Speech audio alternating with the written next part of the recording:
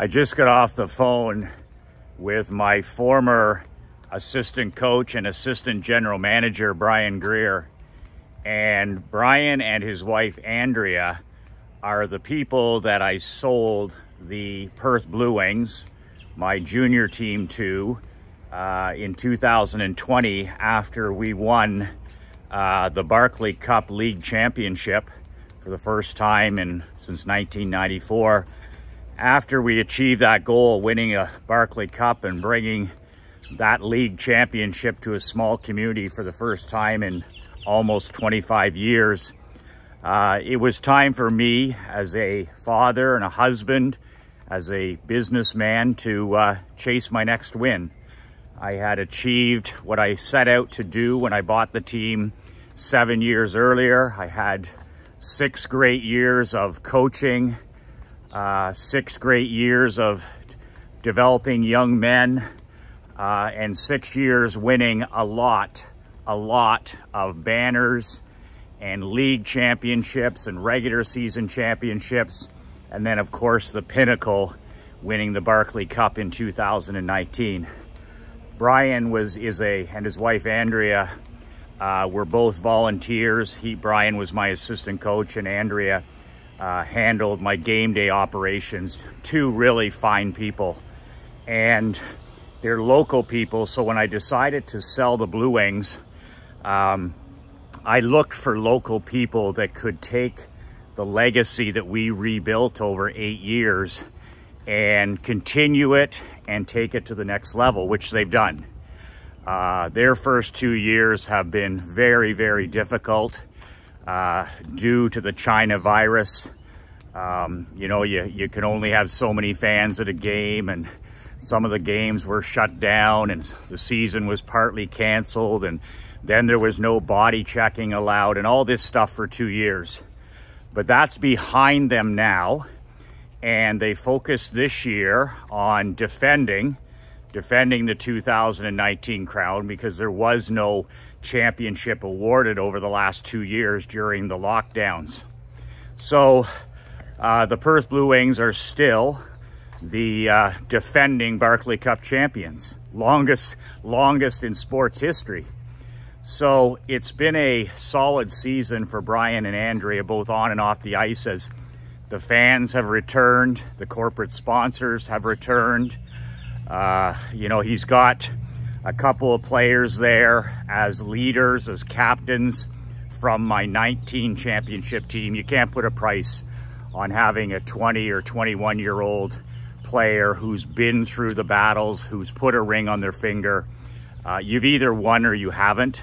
So he's got great, outstanding leadership from a couple of my guys that'll be graduating after this year. And he's got a solid core. Plus Brian has what the rest of that coaching staff doesn't have. He has a track record of winning. He not only was my assistant coach in 2019, but he also was my assistant coach for the 5 years before that, when we won multiple regular season conference titles, multiple playoff conference titles, and then finally we put it all together and won everything in 2019. So he's got the winning system, he's got the winning pedigree, he knows what works, he knows what doesn't work, and the players play hard for him. He's that type of guy.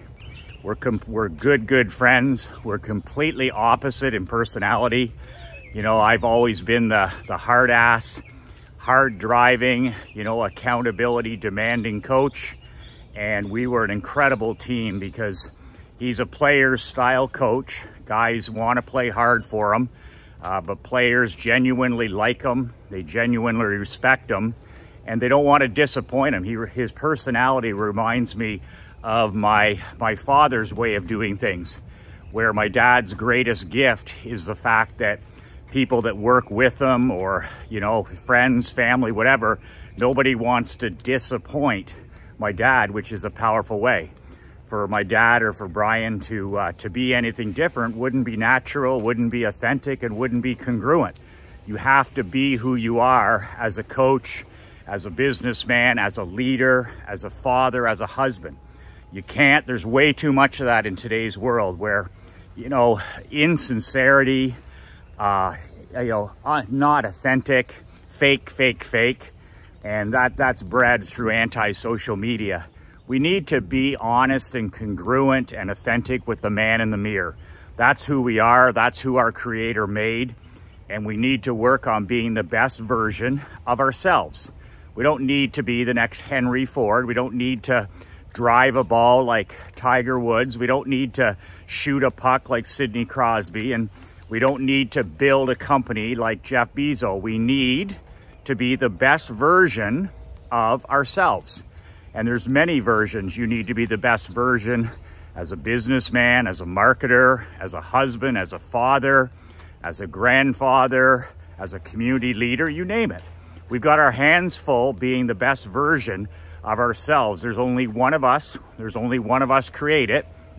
The more honest and authentic you can be, the better and more fulfilled your life is going to be.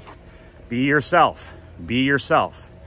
So I was talking to Brian this morning, and last night, they're in the Barclay Cup finals, by the way, to defend, and they're against the powerhouse Castleman Vikings. They won 5 straight championships before we won in 19. So they're a powerhouse organization, a culture of winning.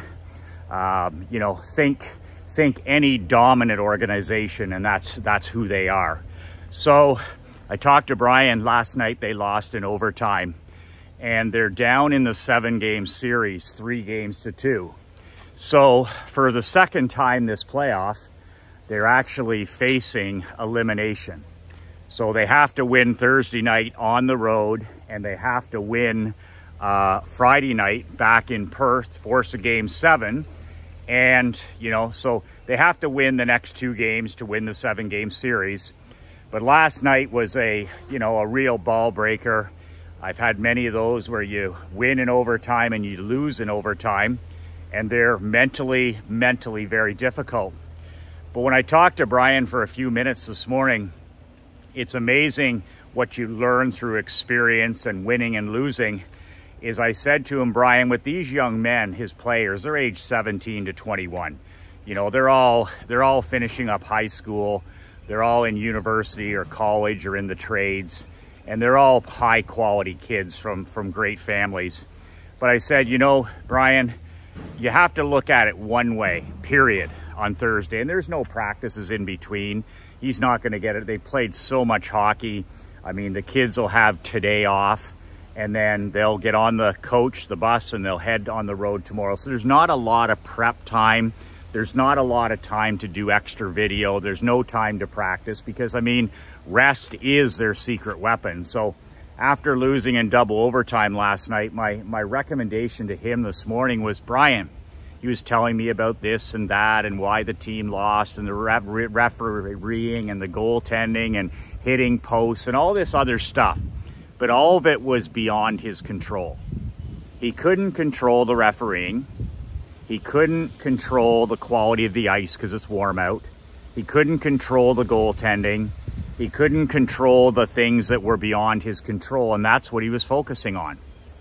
And I stopped him on our phone call, and I said, Brian, I said, you're 150 shifts from immortality, from a championship. You're 150 shifts from putting a championship ring on your finger forever. You're 150 shifts from lifting the Barclay Cup and being the back-to-back league champion. And when I said this to him, the entire phone call, everything changed.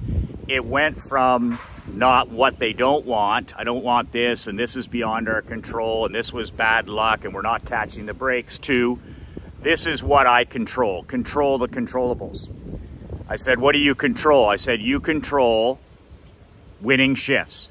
It takes 75 shifts, men, to win a hockey game. 75 shifts. There's on average 75 shifts in a hockey game.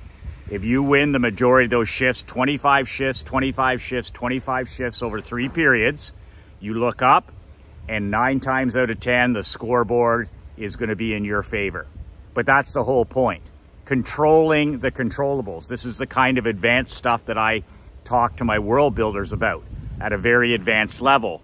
It goes back to the Bill Belichick, Nick Saban approaches to coaching, the Lou Holtz, okay, right to Doc Rivers and Pat Riley, is winning shifts, controlling and trusting the process. You can't control the crowd. You can't control the media. You can't control the fans. You can't control the weather. You can't control the field conditions. What you can do as a player is you can control your performance shift after shift, shift after shift, play after play, play after play until it's done. And as Coach Saban says, there is no scoreboard. There is no scoreboard. He wants his players to play that outlier way where the score is always 0-0. That's something we always taught our Blue Wings. Up 3-0. What's the score? 0-0, coach. Down 3-0. What's the score? 0-0. Every intermission, the two intermissions between the periods, what's the score? 0-0. Win this period, win these shifts. And in my biased opinion, that's exactly how Perth has the best chance to win these last two games. I can tell from talking to Brian on the phone that mentally as a coach, he was disappointed, and that frustration is bleeding into a new day. Today, it's bleeding into a new day. And he has to compartmentalize all of this, and he has to say, okay, that's over with. But when I told him he's 150 shifts away from history, from a legacy, from a championship, everything changed because he's had 10,000 shifts this year. They've been going for 9 straight months, day after day, week after week, month after month, winning shifts, winning shifts, winning shifts. And sometimes when we're down and facing adversity, we lose our focus on what's important. And that was my message to Coach. It was like, are you kidding me? You've put in 9,000 plus shifts this year, practice, games, the whole deal. And I said, you're 150 shifts from putting a championship ring on your finger, something you'll be able to tell your kids and your grandkids about, no guts, no story. And I said, you're focusing on things beyond your control. I said, this not only needs to be the message that you take, but also the message that you give those kids on Thursday when you only get to talk to them for maybe 5 or 10 minutes. We're 75 shifts tonight, and we're another 75 shifts. We're 150 shifts away from a legacy, from a championship, from doing something that nobody has done in our community for God knows how long, winning back-to-back titles. And that puts the focus, and that inspires, and that motivates, and that focuses them on the right job, on the right idea, like the right things. Not, oh my God, the refereeing, or that's a long trip there, or they shouldn't be focused on the series is 3 games to 2. They need to be entirely focused on, I'm 150 shift wins away from a championship. And that should be the only thing that's going through their mind. That should be the only thing that they're visualizing. And why is that? That is because that's what they control. They don't control anything else. They don't control that crazy crowd. They don't control the locker rooms. They don't control what the other team does. They don't control, the score. They don't control what the other team, how they play, their systems. They don't control any of that. But they do control their own personal performance for 75 shifts. So as the great Bill Belichick says, do your job. Do your job. You want a strategy? Do your job. You want a tactic? Do your job. You want to thank me for me giving you an opportunity and showing trust in you as a coach or a player? Do your job. It really is that simple. The simplicity is so critical in adverse conditions where we start. This applies to our lives as businessmen, as marketers of our business, hiring people, our marriage, our relationship with our kids. It's everything applies to trusting that process. So my question for you is, what are the processes you need in your life for progress? We're not talking about changing. We're not talking about winning championships. Great champions never talk about championships. They always talk about how they're going to do it. They don't talk about what they're going to do. They talk about how they're going to do it. Bill Belichick doesn't talk about winning Super Bowls. He talks about how we're going to do it. Saban doesn't talk about winning national championships. He talks about how they're going to do it. Same with Lou Holtz back in the day at Notre Dame. He never talked about winning a national championship at a school like Notre Dame. He talked about how they were going to do it. And how you're going to do it is the process. So you want to lose 50 pounds. That's great. That's in your mind. That's a goal. Now, what are the 2 or 3 things you need to do every day? That's it, 2 or 3 things. What's your process for making that happen? Well, Michael, I need to drink a gallon of water. I need to walk 2.5 miles. And I need to eat clean 75% of the time. Boom, boom, boom. That's how goals happen. You have 1 or 2 goals maximum. That's how you rid yourself of bad habits. That's all goal setting is getting rid of bad habits and replacing them with good habits. But you do it one at a time. Anybody that has 5 goals or 10 goals or 15 goals, I know they achieve nothing. But a guy who's got 1 goal or 2 goals with a couple of processes for each, everything daily he has to do, how he's going to do it, that's an achiever. You do that, and at the end of the year, you've achieved 25 goals. You've achieved 50 goals. But if you have a list of anything, especially goals, you just have a list of BS. It's just BS. It's just words. But if you have 1 or 2 goals, bad habits that you want to change and replace with a couple of processes, here's what I got to lose. I've got to lose 50 pounds. Here's the 3 things I have to do every day. Boom, boom, boom. And then you do those 3 things every day. Guess what? The weight comes off. You don't control how much weight you're going to put on. You might lose 65. You might lose 35. But you do control the process. You do control winning 75 shifts. You do control each and every play. And when you look up at the end of the day and you do that for 6 months or you do that for a year, you're going to like what the scoreboard says. You're going to like what that weigh scale says. It's not about losing every day. It's about the process, trusting it, executing the process. And stop talking about what you're going to do and start focusing on how you're going to do it. Boom, boom, boom. Boom, boom, boom. I want to write a book, Michael. Okay, that's great. You've said it. That's the goal. Now, what are the 3 processes?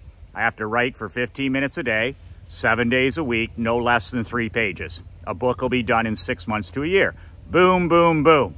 Not going to talk about what we're going to do. I'm going to talk about how we're going to do it. I want a better relationship with my 17-year-old daughter. We've drifted apart, the whole deal. Okay, that's a great goal. You want a special connection with your teenage kids. How are we going to do it? Boom, boom, boom.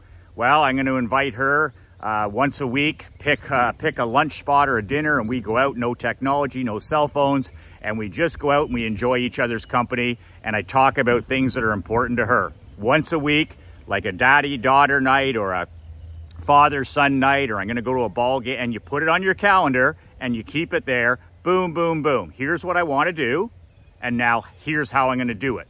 Boom, boom, boom.